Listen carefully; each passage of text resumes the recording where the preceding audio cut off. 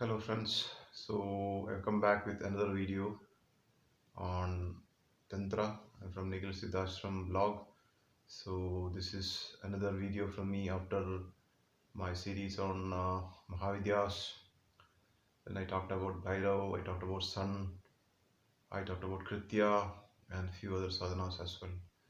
So the Mahavidyas has got a basic root sadhana that's called Siddheshvari sadhana. So Siddheshwari is considered as the basic source from which all Mahavidyas originate. In the human body, as we know, we have different chakras, Sapta chakras. If you think it as elaborate, it can be called as 108 chakras, and many of them are in the head. So the yogi is mainly worried about three of the nadis, Ida, Pingala, and Sushumna. Wherever these three nadis meet, they form a chakra, and there are Sapta chakras, seven chakras in human body from the bottom Muladhara chakra to the crown Sahasrara chakra. So yogi is worried about these three nadis, and Tantra says that Sushumna nadi is Chinnamasta Devi, the goddess among the Mahavidyas. Ida and Pingala are her two servants or daughters, you can call them. And so the story behind Chinnamasta says it all. So also we can consider them as sun, moon, and fire. Fire being at the center. So fire represents third eye awakening, spiritual, transcendental consciousness, all those aspects. So there is a solar aspect and there is a lunar aspect, and these cross each other, and then left side controls the right side of the brain, and vice versa. So sun represents valor, wisdom, fame, name, wealth, all those things, and moon represents the mind, the beauty aspects. Moon has stars, moon represents mind, moon represents arts, all those aspects. And in between these, connecting these, as we see at the center of our forehead, there's a third eye, the gland, which lies in between these two halves of the brain. And a mild discharge, very small discharge, maybe millionth of uh, 1,000th of a part, a small part, flows between the two globes, the two parts of the brain. And if you control that energy without blinking the eye, that get accumulated, and that can be used for activating the centers of the brain. So that is the science behind uh, Tratak, the art of Tratak, or concentrating your eye on a specific point and trying to achieve siddhi. So human brain is a very complicated thing. In fact, it's the most complicated thing in the whole world. The scientists say that way. So there's the outer mind, there's the inner mind, there's the kundalini, there's the chakras. These are all different aspects of it. And when kundalini energy, which is a primordial force which lies in every being, when it rises from the Muladhara chakra to the Sahasrara chakra, the person gets enormous energy, and all the centers of his brain gets activated, and he gets siddhis, so many siddhis. So it's all about achieving more energy, and when we lose all energy, that's the end of our life, we dies.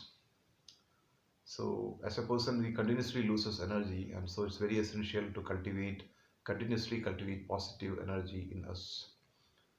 So if you do the 10 Mahavidyas, that represents the complete possibilities of this nature. It controls all the different aspects of nature.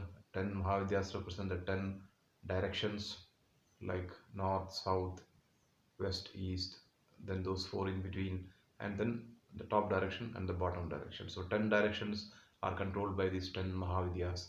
And Siddheshwari Devi is considered as the mool or root of these 10 Mahavidyas. If you consider doing Siddheshwari sadhana first and then achieving, that will help you a lot in achieving success in the Mahavidya sadhanas.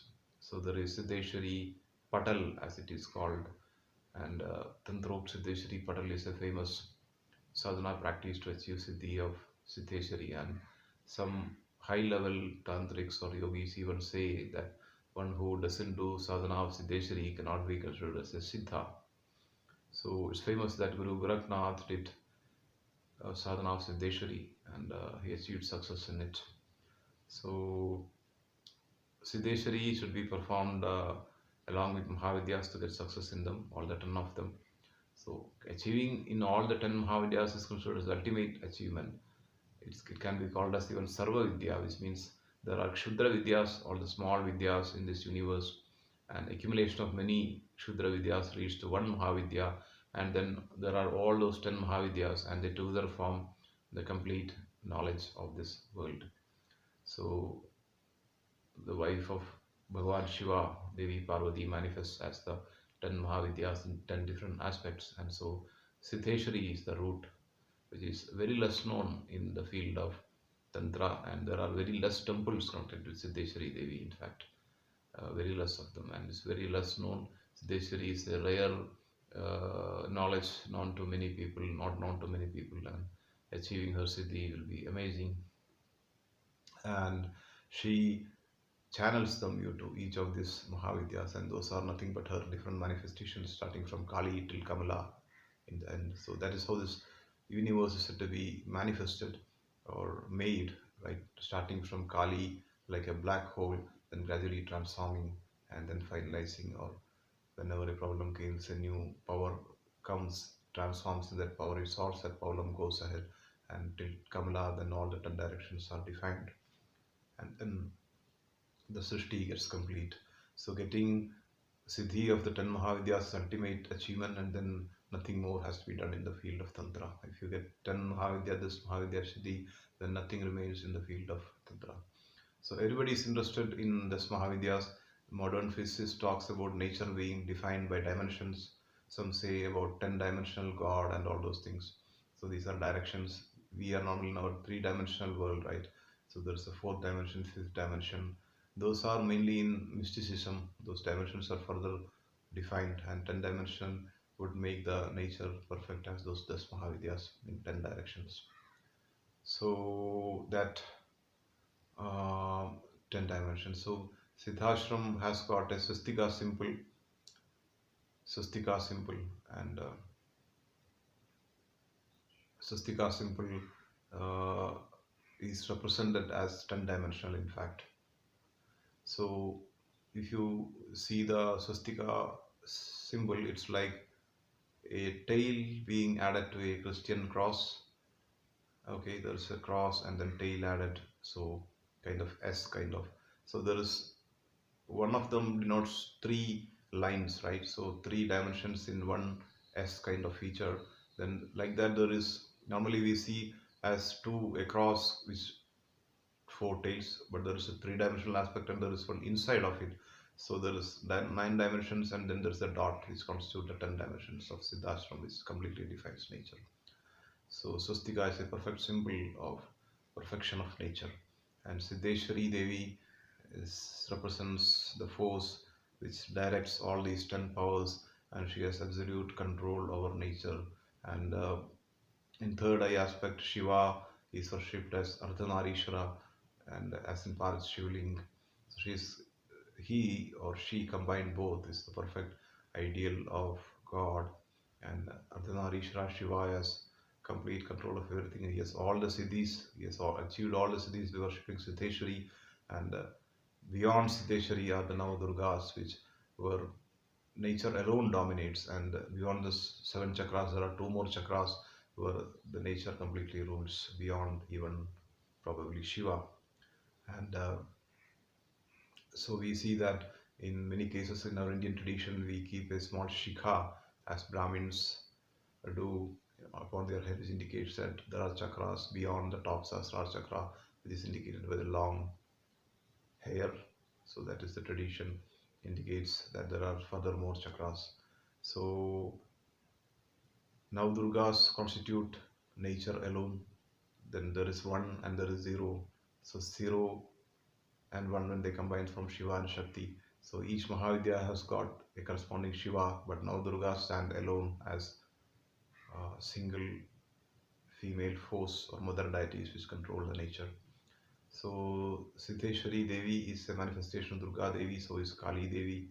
So like there is Kali in Mahavidyas, there is Kalaratri among Navdurgas. These are all connected. And Siddheshwari Kali. Kali is considered the first form of and the most worshipped form, most famous form, most important form in the Mahavidyas. So Siddheshwari is an important deity, and very less people knows even heard about Siddheshwari. And I think even temples are also less about Siddheshwari. So it's important that we understand about Siddheshwari before considering the complete 10 Mahavidyas. So that's a brief introduction on Siddheshwari. And there is mantra of Siddheshwari, there is Siddheshwari Diksha, Guruji gives to persons whom he selects. And Siddheshwari has mantra complete. This Mahavidya energy packed is much powerful mantra. And Siddheshwari Devi once manifests will guide you to complete 10 Mahavidyas in it. And so Siddheshwari sadhana is very important.